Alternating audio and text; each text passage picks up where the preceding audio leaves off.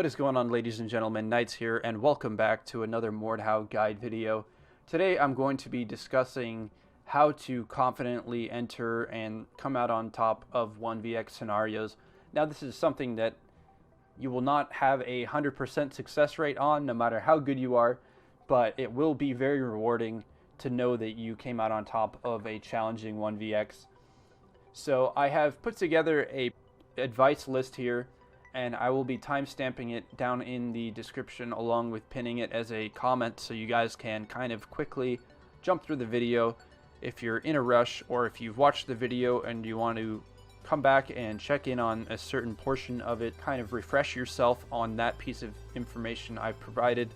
Go ahead and check out the timestamps down below. So without further ado, let's go ahead and have a look on the first tip: choosing a superior 1vx weapon along with attributes. Now, what I mean by attributes is armor and perks along with equipment. There are a few things to look for and a few things to avoid when selecting a 1vx weapon.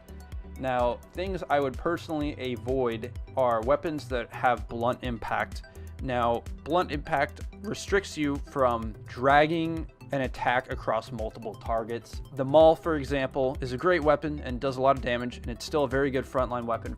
If you hit a target, it will stop you dead in your tracks right there and then, and it will prevent you from dragging it into the second, third, and fourth target if you're able to get a massive drag off. And this is highly detrimental to winning 1vx's. Now, if you do kill the target with your drag with that blunt impact, it will hit the second target, but it will not hit the third unless you kill the second target. So if you're following me, blunt impact weapons dramatically limit your ability to hit multiple targets at once, and I would not recommend them. So other blunt impact weapons would be the pole axe alt mode along with Warhammer, and there's probably a few more, but you guys get the idea. I would not recommend blunt impact weapons if you're trying to win 1vx scenarios consistently, along with weapons that don't have good drag damage, and weapons that have bad stab damage as well can hold you back. So what I look for is well-rounded weapons that do high damage, that have the ability to combo, the ability to drag through multiple targets that are not blunt impact weapons. And my personal favorite is the Zweihander. Now, there's other great weapons in the game for winning 1vx's, but I think the Zweihander is just hands down the best in the game. It's not too large like the Halberd. Halberd's super costly and it's insanely good for 1vxing, but in certain occasions it's so long range that you're going to end up hitting surroundings around you, hitting the environment, and it will prevent your drags from even being released. So I think the Halberd's kind of just entering the realm of being too big for its own good. It's a little bit clunkier, and I think this Zweihander is just the perfect well-rounded weapon for winning 1vx's. Now, if you have another favorite weapon, go for it. War Axe is another great one, but you have to keep in mind there's a lot of spear players out there in Frontline, and if you're taking on multiple targets, there's going to be players that are just going to play the outskirts with you, and they're just going to safely poke you from a distance, and that's not very fun to go up against when you have a War Axe, and you have to be overly committal and kind of be a little bit reckless in order to get kills off on long-range targets, and you have to be super aggressive. So what I like about this Zweihander is it has really nice aggressive and defensive properties. As for armor, stack your armor as heavily as you can. Don't be using unnecessary inventory. So the only perks I would highly recommend for 1vxing is Bloodlust, but I am actually not a Bloodlust player. I much prefer the bandage and having more armor. And ultimately, I think bandages allow you to have a little bit more in-game sense and higher IQ when deciding to disengage, because often you'll just die, respawn, battle cry, run in, die, respawn, battle cry, get a few kills, die. It's the cycle where you get a little impatient, and I think bandages will ultimately help you become a better player and properly analyze and determine when to enter and exit battles. Now, this leads me to my next subject, which is health management, decision making. I've already kind of struck on both of these things, but make sure you're as close to full health as possible, given that your odds of winning 1vx's go way down if you have under 50% health or are able to get one-shotted by certain weapons. So be cautious, be smart, try to be on full health, if not close to it, when entering these challenging 1vx's. Next, we're going to talk about footwork, movement, and placement. These are three very important things.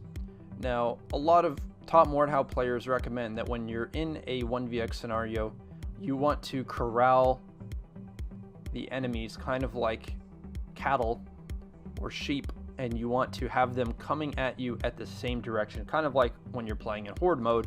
Now, this is absolutely true, and this is the ideal scenario when facing multiple targets. You do not want to be surrounded, but there are a few things that I haven't heard a lot of talk about, and this is changing your direction from being on the outskirts to pushing straight through a crowd.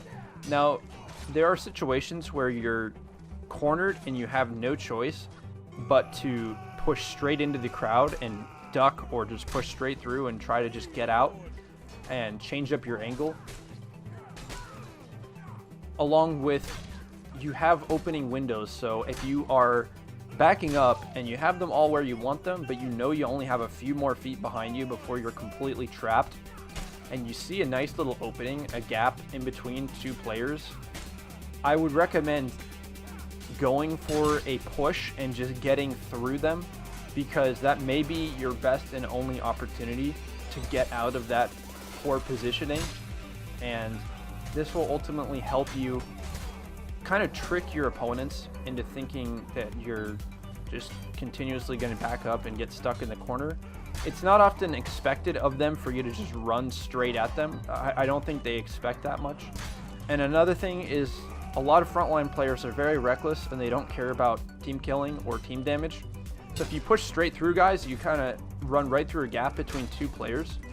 This will allow you to cause your opponents to damage each other, which will ultimately give you higher chances of getting easy kills and winning the 1vx in the end. So the next subject is target prioritization.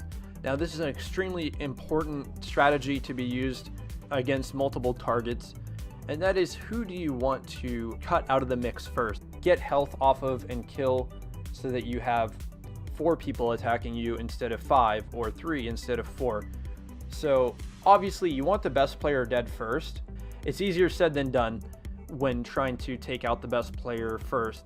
They're often going to block most of your strikes and riposte it back into you, and you have to consistently be able to focus on riposting the best player's hit along with blocking other hits at the same time. So I actually wouldn't recommend going after the best player first. I would recommend going after weak players, or players with lighter armor, or players that you just would commonly judge to be lesser skilled players, or players that are just kind of messing around. But yeah, guys, it's super important to know who to focus.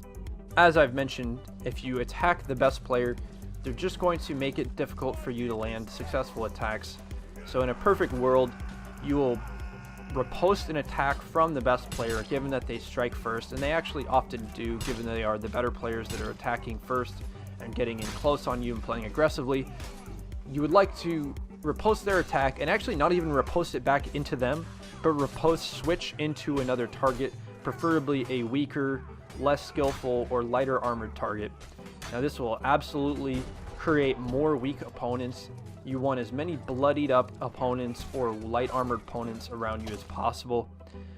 And that also leads me into target switching and priority switching, which I've already sort of discussed, which is making sure you have good awareness about who's around you, who's the weakest, and just switch your attacks from one into the next. This also ties in with riposte switches and chamber switches. Now, riposting is probably the most common when 1vxing and winning 1vx's, but chambers absolutely are viable. One thing I caution you when trying to chamber during 1vx's is that you do not want to get into a stab chamber fest with an opponent, because you'll just be going back and forth with them as opposed to keeping your eye on the bigger picture of what's going on. Whereas drag chambers are actually great because you'll actually be able to attack faster, and if you're able to hit multiple targets with your combos, given that you get into a chamber clash, you'll actually be able to be swinging at a much faster rate And if you're able to clash once or twice and then switch it into another target, your attacks will land extremely fast and will be extremely hard to read as well. So next, I'm going to be talking about field of view and peripheral vision. Your parry box, if you can envision it, wherever your sword or whatever weapon you're using, wherever your sword lies on your screen, there's a invisible rectangle, kind of like a shield, if you will, that will block your strike if you point that rectangle in the correct direction. Now, if you got a guy attack you on your left and you parry but you're facing the right, it's going to hit you regardless. So the main way to benefit your understanding is keep calm, keep focused, and keep your parry box facing as many targets as possible.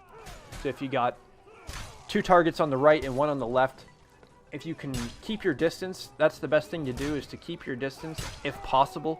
But if you're already getting rushed up on, I would prefer to take the damage from the guy on the left and keep my parry box facing the 2 guys on the right.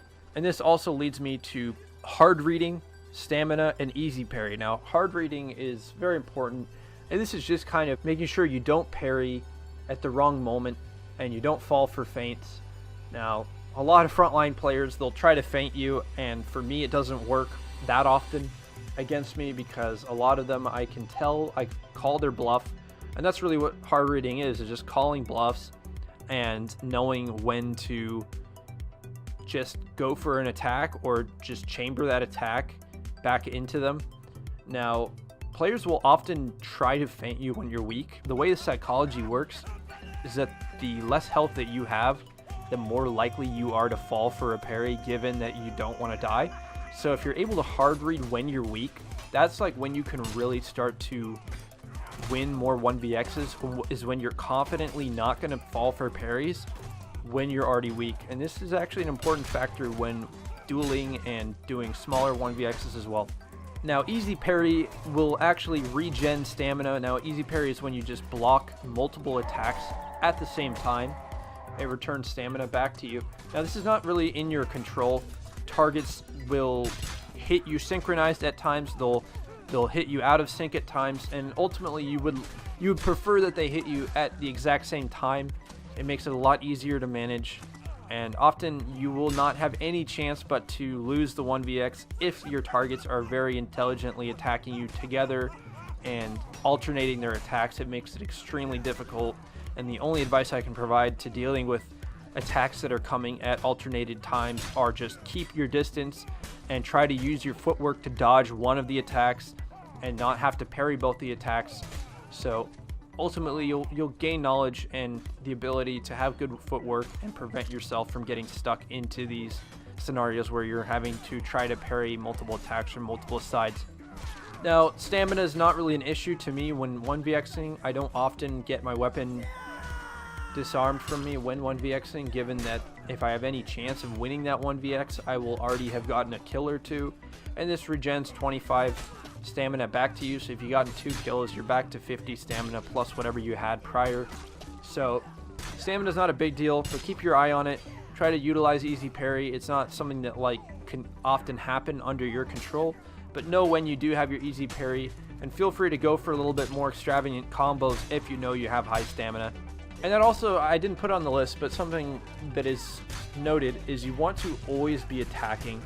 You want to always be comboing. Even if you don't hit the target, you want to posing a threat on your opponents, showing them that if they come in close, they can't just rush up on you. If you're comboing, you can backpedal into your own team while comboing, even if you're missing every hit.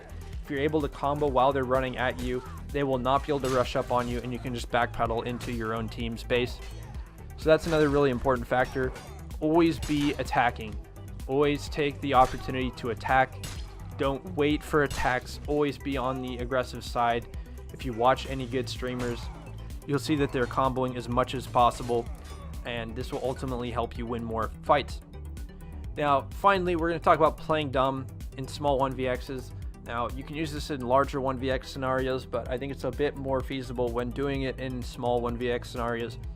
And it also ties in with switching, and it's a good way to kind of utilize switches, is facing one target and either having the other target on the outside of your perspective or having them completely out of your screen, but have the knowledge of where they are, how much time you have before they're going to be able to hit you, and ultimately this will allow you to throw off their timing and riposte a hit and switch it into them. And even if they're in their windup phase, if you're able to riposte, sometimes you'll be able to land your strike. If you excel it properly, you'll be able to excel it straight into them. So I hope you guys enjoyed the video. I know it was quite a long one, but there's so much to talk about, and there's so much more to talk about even. Let me know if you guys want a second video. If you want some clarification, feel free to let me know down in the comments below. And thank you so much for watching. I'll catch you in the next one. Peace.